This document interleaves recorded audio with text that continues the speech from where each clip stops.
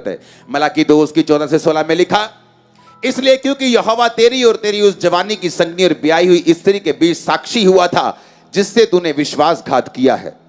क्या उसने एक ही को नहीं बनाया जबकि और आत्माएं उसके पास थी?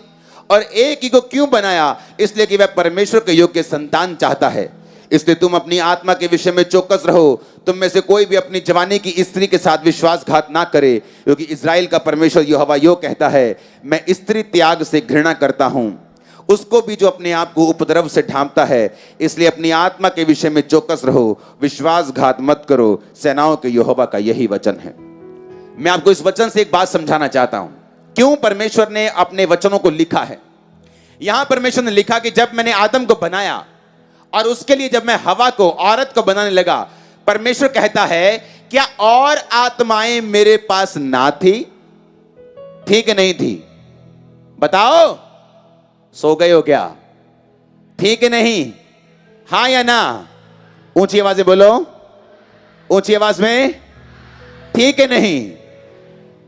तो परमेश्वर क्वेश्चन पूछता है, कहता अगर मेरे पास और आत्माएं थी, मैंने आदम के लिए 2 पत्नियां क्यों नहीं बनाई?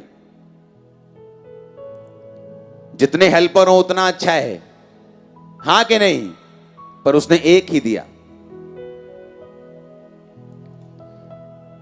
जब उसने हेल्पर दिया तो एक हवा बनाई, उसने 2 नहीं बनाई, 3 नहीं बनाई, 4 नहीं बनाई, 7 नहीं बनाई, 72 नहीं बनाई, 86 नहीं बनाई, उसने एक बनाई। परमेश्वर कहता मेरे पास और भी आत्माएं थी, पर मैंने उनमें से एक को ही चुना, क्योंकि परमेश्वर अपने योग्य संतान चाहता है। तुम्हारे और तुम्हारी वाइफ के बीच में लिखा वो साक्षी हुआ था, उससे उसको त्यागना या उसको छोड़कर दूसरी से संबंध बनाना, परमेश्वर ने कहा यह विश्वासघात होगा। आप बाइबल पढ़ लो, जिन जिन परमेश्वर के लोगों की एक पत्नी थी, उनका परिवार ज्यादा आशीषित रहा है उनसे जिनकी एक से ज्यादा थी। जब तक मूसा का वचन नहीं आया, चाहे अब्राहम को मालूम था मुझे दशवांश बोना है, बाइबल कहती याकूब की कितनी पत्नियां थी? कितनी थी? कितनी थी? और अगर आप याकूब की फैमिली लाइफ देखें तो उसके बाप की फैमिली लाइफ से कहीं नीचे लेवल की उसकी फैमिली लाइफ थी। वो दोनों बहनें आपस में लड़ती थी, क्योंकि वो बहनें थी दोनों पत्नियां, कि आज ये मेरे साथ मेरे घर में रहेगा, बोलती थी आज ये मेरे बर्थडे पे आएगा, वो बोलती थी आज मेरे बेटे का बर्थडे है, बोलते नहीं आज ही मेरे बेटे की शादी भी है, मेरे बेटे की आज बरस, ये फलानी चीज है, वो बोलते थे मेरी है।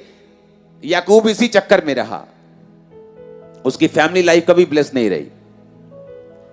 जबकि अगर आप दूसरी लाइफ देखें जिनकी एक पत्नी थी, वो ब्लेस रहे। मैं आपको क्यों बता रहा हूं मालूम?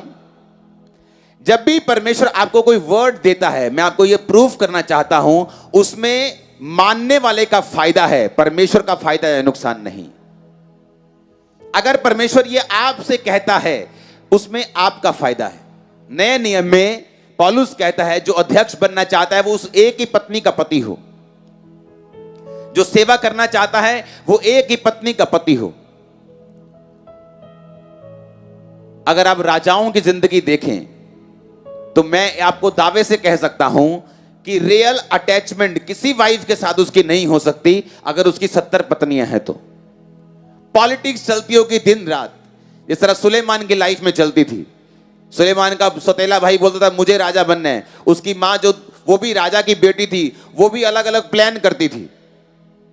अब उस फैमिली की हालत सोच सकते हैं। अगर परमेश्वर कुछ वचन में कहता है तो यह बात हमेशा दिमाग में रखनी है, उसमें मेरा फायदा है।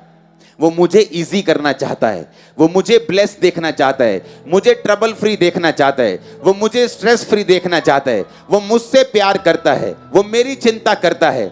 उसे अपनी चिंता नहीं है, वो तो स्वर्ग में है, वो तो सर्वशक्तिमान है। सब मर जाएंगे उसको कोई नुकसान नहीं, सब जी जाएंगे उसको कोई फायदा नहीं, लेकिन वो हर एक वचन बंदे को चाहता है कि वो वचन को माने और जिए। उसने कहा मैं तुम्हारे आगे मौत जीवन रखता हूं, तुम चुन लो। तुम वचन पे चलोगे जियोगे, शरीर के अनुसार चलोगे तो मरोगे। अगर आप ध्यान से देखें बाइबल में तो पनन्ना और जो हन्ना थी वो 2 पत्नियां थी।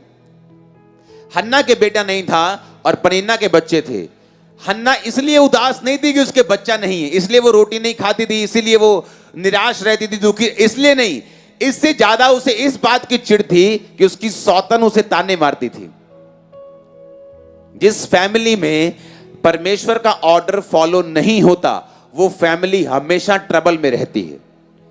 उसको शरीर में मजा आ सकता है 5 मिनट का, लेकिन वो लाइफ टाइम एक सजा है, वो लाइफ टाइम एक ट्रबल है, वो लाइफ टाइम एक दुख है जो इंसान ने खुद मोल लिया है। क्योंकि बाइबल कहती है वो स्त्री के त्याग से घृणा करता है, वो स्त्री के विश्वासघात से घृणा करता है।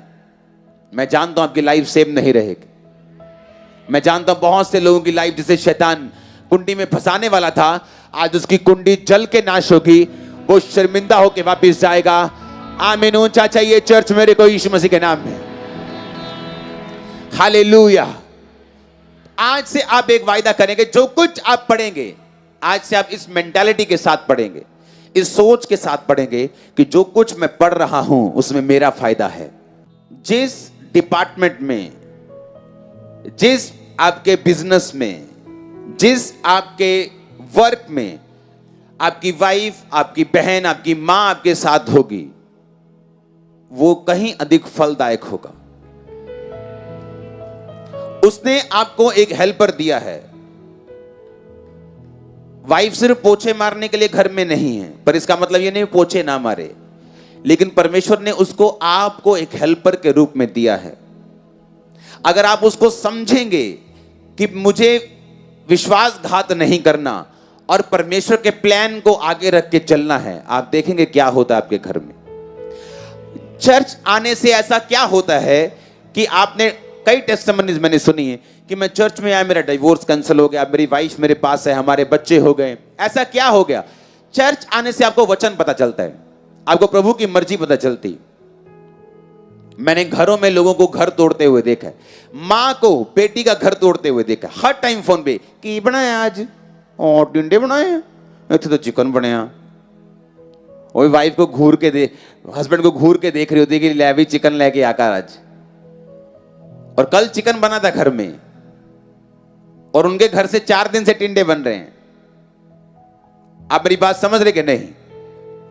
परमेश्वर ने एक सिस्टम बनाया है, अगर आप उसको फॉलो करेंगे आपकी फैमिली हेवन होगी। अगर आप उसको फॉलो करेंगे आपका फाइनेंस हेवन होगा। आपकी मिनिस्ट्री के लिए आपको धक्के खाने की, आपको फेक करने की, आपको कुछ भी करने की जरूरत नहीं होगी। एक्स्ट्रा लोग होंगे, एक्स्ट्रा बरकत होगी। यह परमेश्वर का प्लान है आप लोगों के लिए। हालेलुया।